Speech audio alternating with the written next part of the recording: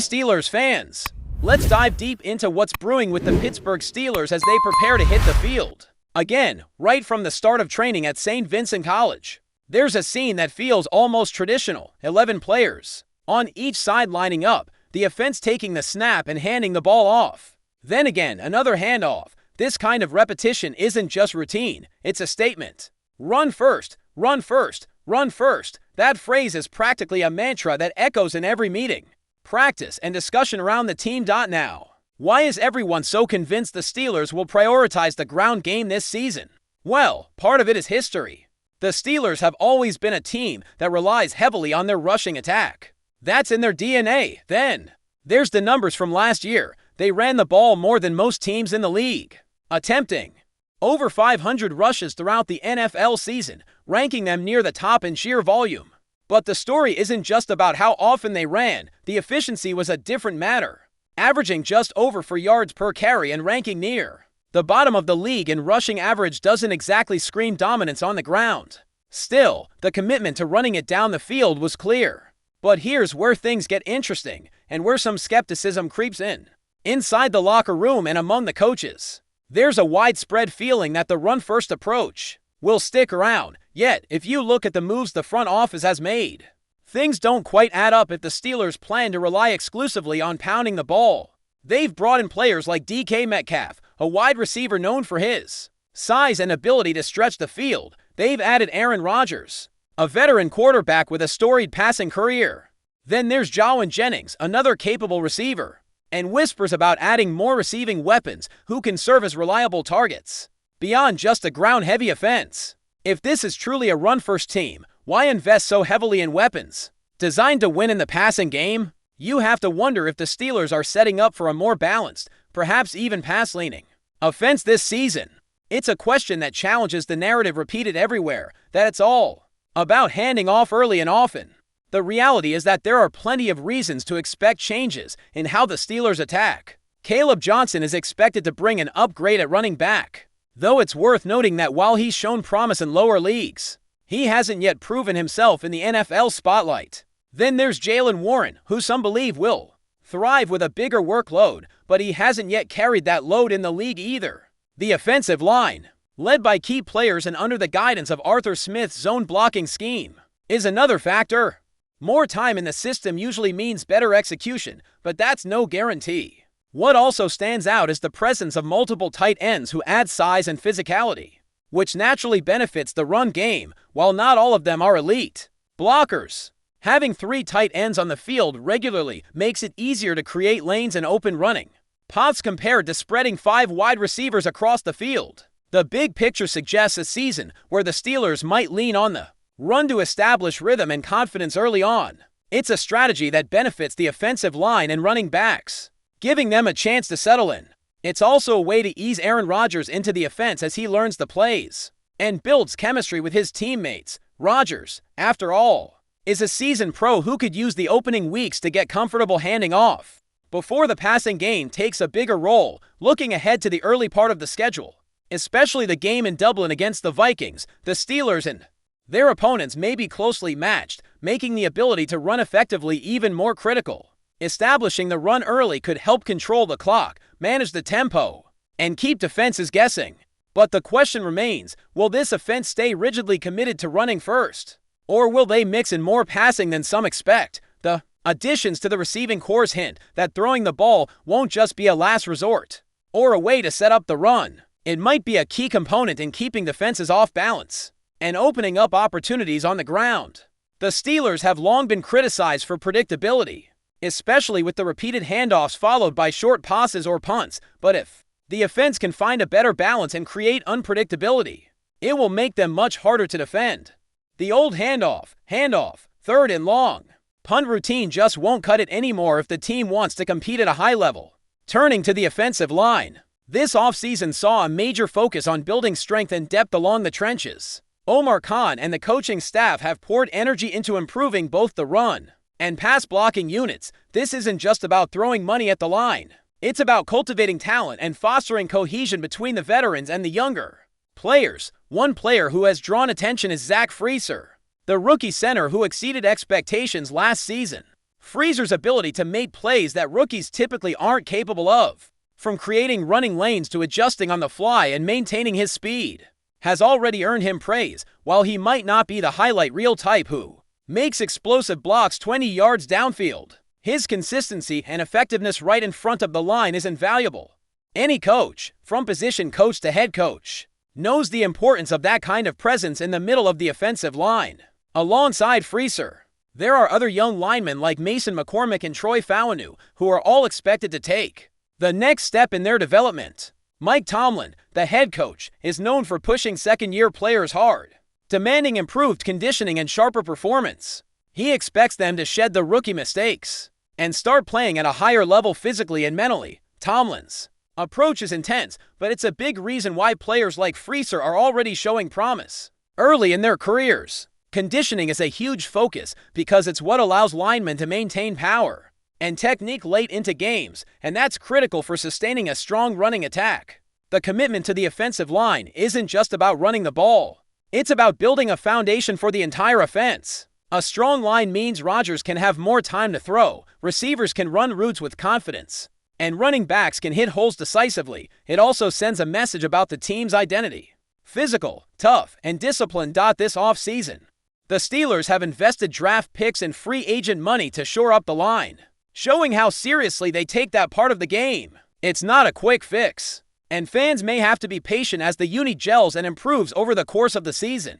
But the direction is clear. What makes this also compelling is the potential for the Steelers to reinvent their offense without abandoning their roots. They want to keep the toughness and run-first mindset, but they also seem poised to integrate a more dynamic passing attack that can open things up and create more explosive plays. For fans who've been frustrated with the predictability of the offense in recent years, this could be a welcome change. Watching a balanced attack with the ability to keep defenses guessing, running hard between the tackles, throwing accurate passes to big receivers, and mixing in tight ends who can both block and catch offers a lot more excitement. And let's not forget the long-term impact of a running back committee that includes Caleb Johnson, Jalen Warren, and even Kenny Gainwell. Having multiple capable backs allows the team to keep players fresh over a longer season, especially with a 17-game schedule plus playoffs. It's smart roster management that also adds versatility to the offense. So as the Steelers gear up for another season, the key will be to watch how this run-first narrative plays out in practice. And on game day, will they stick to the old formula or surprise opponents with a more varied approach? The pieces are in place for something new, but it's going to take time, execution, and perhaps a bit of patience from the fans to see it all come together. One thing is certain, the Steelers will lean on their physicality and toughness, building off the foundation of a solid offensive line and a backfield capable of carrying the load, whether that means grinding out yards on the ground or throwing more often.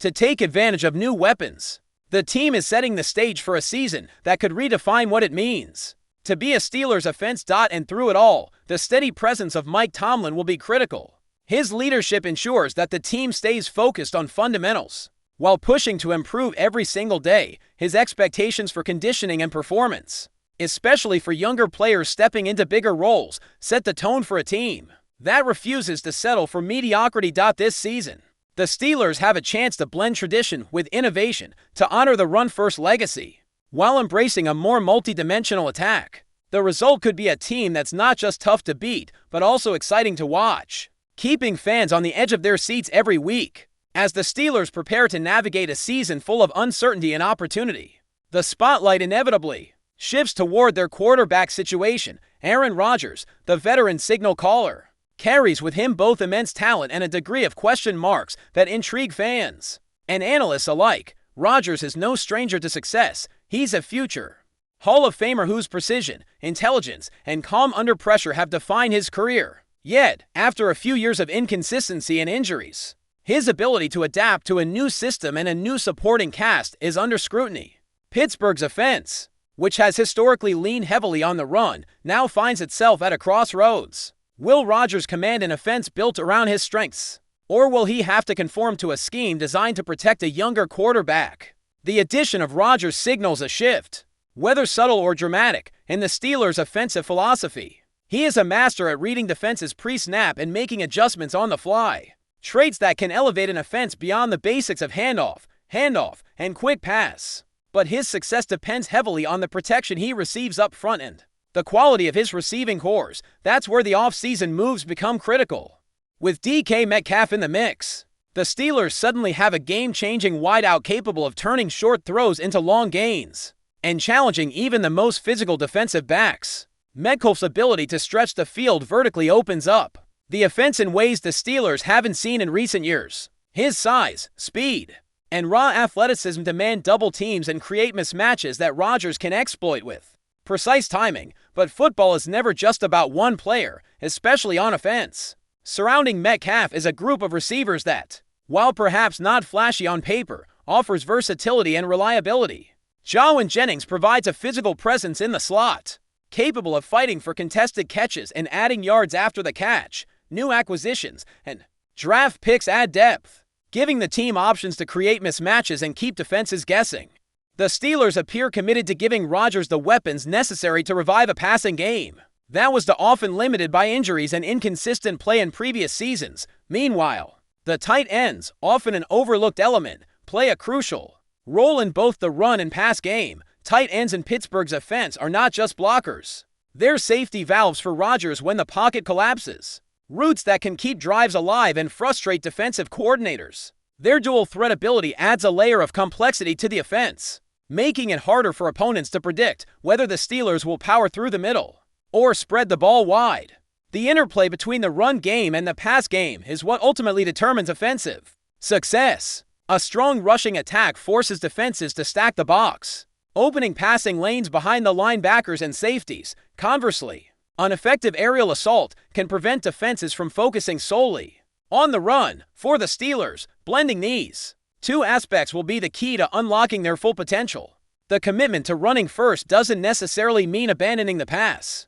It means using the run to set up opportunities and control the tempo. The offensive line is the linchpin in this balance. If they can dominate the line of scrimmage, it allows the running backs to find creases and Rodgers to operate with confidence in the pocket. The work put into conditioning and technique during training camp and preseason is vital for achieving this dominance. Mike Tomlin's reputation as a disciplinarian who demands excellence ensures that the Steelers don't fall into complacency. Every practice is a test, every drill a chance to improve. Zach Freezer's development epitomizes this process. As a rookie, he showed remarkable poise and instinct, traits that can't be taught easily. His ability to maintain leverage, sustain blocks, and read defensive fronts contributes directly to the offense's rhythm. Freezer's progression from a raw prospect to a reliable starter symbolizes the Steelers' broader offensive line evolution. Mason McCormick and Troy Fauanu, both young and hungry, complement Freezer's efforts, forming a cohesive unit that can wear down defenses over the course of a game. Yet, challenges remain. Consistency is the biggest hurdle. Offensive linemen must avoid penalties, maintain communication, and adjust to blitzes and stunts with split-second decisions. These factors will test the Steelers' depth and preparation. Injuries could disrupt the line's chemistry, forcing backups into critical roles. That's why the front office's focus on building depth can't be understated. A strong bench for the trenches is as important as star players on the perimeter. Turning back to the backfield, Caleb Johnson's role is another intriguing storyline. Johnson offers a combination of speed, power, and vision that can help him carve out a significant role. While he hasn't proven himself fully at the NFL level, his skill set fits well within the Steelers' zone blocking scheme. Jaylen Warren adds to this depth, bringing his own unique style as a shifty runner with good instincts. The mix of backs allows the offense to vary its approach, sometimes pounding the ball between the tackles and other times using misdirection or outside runs to keep defenses off balance. The committee approach also reduces wear and tear on any single player, an important consideration over a grueling 17-game schedule. In addition, having multiple running backs who can catch passes out of the backfield adds another dimension to the offense. Screens, wheel routes, and checkdowns become reliable options when the defense focuses too much on the wide receivers or tight ends. Despite the encouraging pieces, skeptics question whether this offense can sustain success in today's NFL, where fast-paced, high-scoring attacks dominate. The Steelers' identity as a physical, grinded-out team clashes with the trend of explosive, pass-heavy offenses, but that contrast might actually work to their advantage. Teams accustomed to facing pass-first attacks might underestimate Pittsburgh's ability to control the clock and wear down opponents physically. The season schedule will also play a major role in shaping the Steelers' offensive approach. Early games against teams like the Vikings, known for stout defenses, could force Pittsburgh to rely more on the run and ball control. In contrast, later games against more vulnerable secondaries might provide opportunities for Rodgers and METCALF to showcase their connection and open up the passing game. Fan expectations will be another variable. Steelers supporters are passionate and demand toughness and competitiveness. They appreciate a hard-nosed running game and disciplined defense, but also crave excitement and highlight plays. Balancing those desires puts pressure on the coaching staff and players to innovate while respecting tradition. Special teams can't be overlooked either. Effective kick and punt returns can flip field position, giving the offense shorter fields and better scoring chances. The Steelers' special teams units have been solid in recent years, and maintaining that consistency will support the offensive game plan off the field. The mental and emotional aspects of the game are critical. Rodgers' leadership will influence the locker room culture. His experience and professionalism set a standard for younger players. Building trust and chemistry between Rodgers and his receivers, as well as the offensive line, will take time and effort. Practices, film study, and repetition help build that cohesion. Mike Tomlin's role in managing personalities and expectations cannot be overstated. His calm demeanor and steady hand keep the team focused amid the highs and lows of the season.